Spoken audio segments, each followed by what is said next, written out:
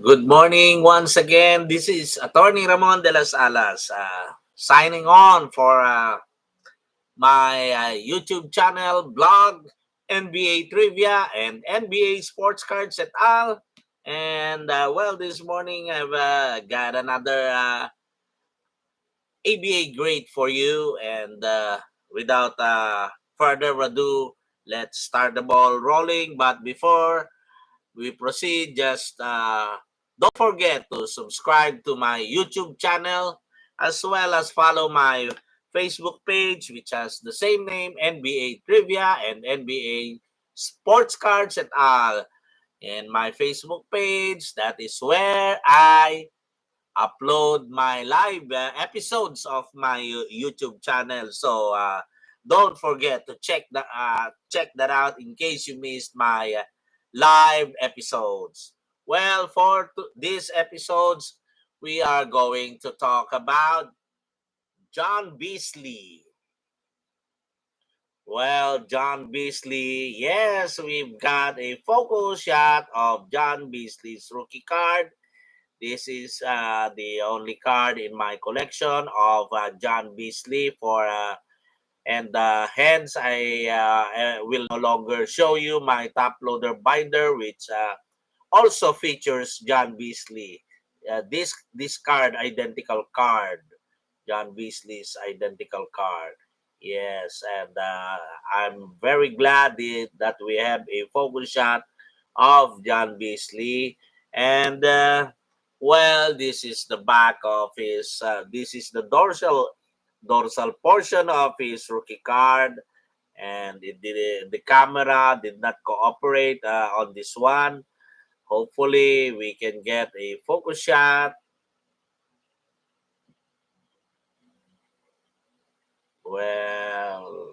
Hope the camera will cooperate with me because this is his only card. Uh, I'm very sorry the camera is not cooperating. I I wonder what I need to do. Well, this one seems clear enough, although it's not a focus shot, but I will try this one. Well,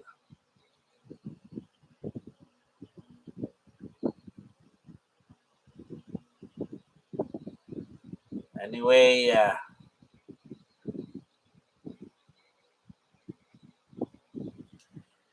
very sorry. I'm very sorry. Yes, John Beasley's rookie card. Anyway, that is a clear shot.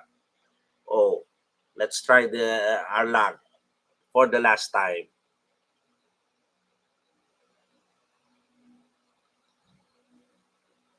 Well, the camera really ain't cooperating with me. Anyway, let's talk about John Beasley a little more. Let's talk about him a little more. About him a little more. Yes, John Beasley was a 6'9" center forward from Texas A&M.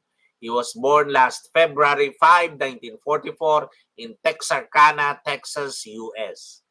He was a three-time ABA All-Star in 1968, 1969, and 1970. Well, all his achievements were in the ABA, as he did not play in the NBA. As during his entire career, he played with the American Basketball Association. John Beasley was a two-time All-ABA second team in 1968 and 1969. He was also a one-time ABA All-Star Game MVP in 1969.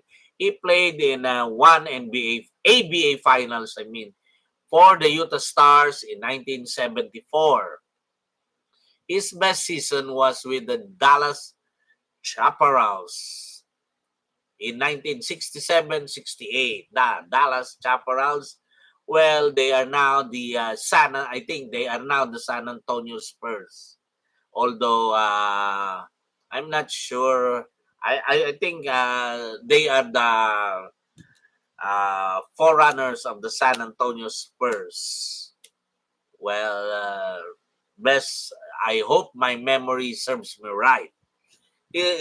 John Beasley's best season, in his best season, he averaged 19.7 points per game, 12.8 rebounds per game, and 1.5 assists. During those times, they did not keep track of the blocks and steals. Blocks and steals were kept track only lately by the NBA and much less the ABA. He shot 49.2% during his 1968 season, his best one, and 89.2% from the field. That's John Beasley. Well, he weighed around 225 pounds during his playing career. He died last November 23, 2022, just recently, age 78. And he was selected in the fifth round of the 1966 NBA draft as the 45th overall pick by the Baltimore Bullets. That's John Beasley. Well, he recently died. I was not aware that he died. And I need to update my code here. Later on, I'll be doing that.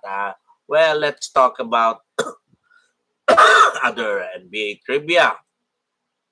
What other NBA trivia can I relate to you? Well, most seasons played on one team. We all know it's Dirk Nowitzki. Played for 21 seasons with the Dallas Mavericks starting 1998 up to 2019. But, well, this is, quite a good trivia. Most 4-point plays in a career. It's 95 by James Harden and counting. He already holds the record for most 4-point plays. Well, most triple doubles in a career, it's already held by Russell Westbrook, 198 and counting also. Most minutes played in a career, it's Kareem Abdul-Jabbar. And most games played in a career, it's held by Robert Parrish, 1,611 games by the Chief. Well, for the most versatile, I think it's with 20 at least 25,000 points, 10,000 rebounds, 5,000 assists, 1,500 blocks and steals. It's Kevin Garnett.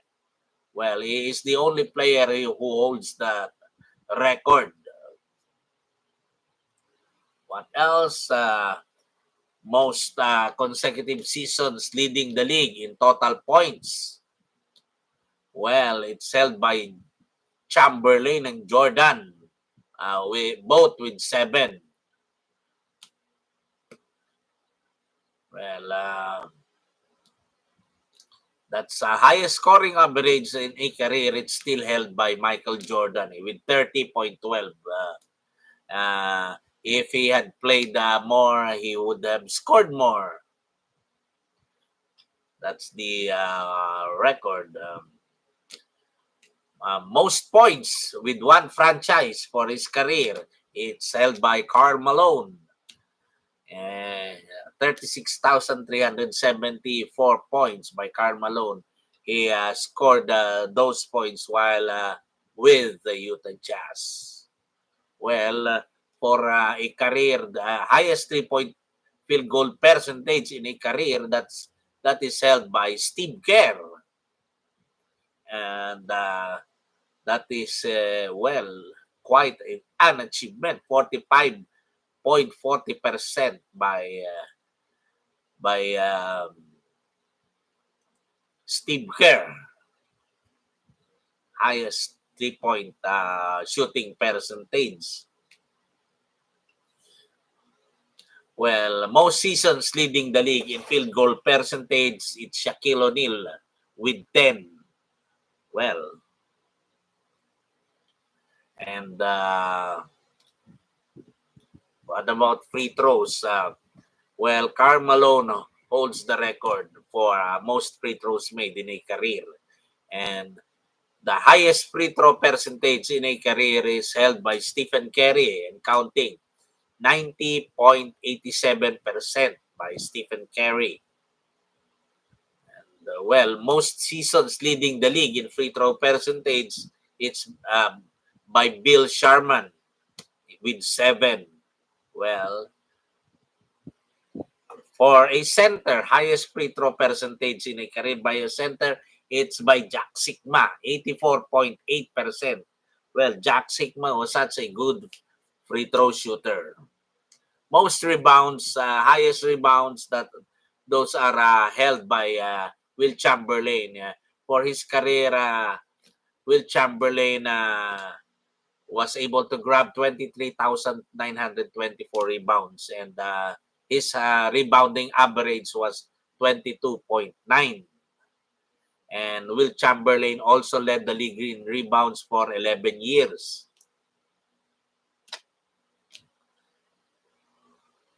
Most for most consecutive seasons leading the league in rebounds, it's held by Dennis Rodman. And well, even though he is often depicted in Shakti na Fool, the highest total rebound percentage in a career is held by Andre Drummond, 24.85, as well as the highest defensive rebound percentage in a career. It's still by Andre Drummond with 33.68, while the offensive rebound percentage is held by Dennis Rodman with 17.21. Most rebounds by a guard for a career, well, it's held by Jason Kidd. Most rebounds by a non-Hall of Famer in his career, Buck Williams. Yes, they need to get Buck Williams in the Hall of Fame, Basketball Hall of Fame. Most rebounds by a non-All-Star for a career. Non-All-Star, not non-Hall of Famer. Marcus Camby averaged 9.8 rebounds per game, grabbing 9,513 rebounds in his career. Never made the All-Star game. He should have made at least one. Most assists per game in a career it's still held by Magic Johnson with 11.19 assists per game. But the total assists made is still held by and now it's now held by John Stockton. Most assists by a non-Hall of Famer in a career, well, it's held by Mark Jackson. Most assists by a non-All-Star in a career is held by Andre Miller. And for the highest assists per game average by a non-All-Star, it's by 8.1 by Kevin Porter. Well, we are mentioning those lesser-known players, although some of them are more known than others. Most steals by a non-Hall of Famer in a career is held by Alvin Robertson. Although he was an All-Star, he never made the Basketball Hall of Fame, and hopefully he makes it because he is one of my favorite players. But the highest block percentage in a career is held by Sean Bradley at 7.83%. And most blocks by a non-Hall of Famer Well, Mark Eaton should. He has never made the Basketball Hall of Fame. Well, I think the most game-winning buzzer beaters in a career, it's held by Kobe Bryant and Joe Johnson. Well, Joe Johnson, ISO Joe. Most three-point buzzer beaters in a career, that is held by Vince Carter. Well, we need to add to these records to their resumes. Only player to hit buzzer beaters with four different teams, Jerry Stackhouse, with the Sixers, Pistons, Wizards, and the Mavericks. Well, I think that will be all for our trivia. Thank you very much. This is Attorney Ramon de las Alas, broadcasting from Quezon City, Metro Manila, Philippines, in East Asia. I'll be back. Goodbye. See you next episode. May the force be with you. Take good care and see you next episode. God bless us all. Thank you very much.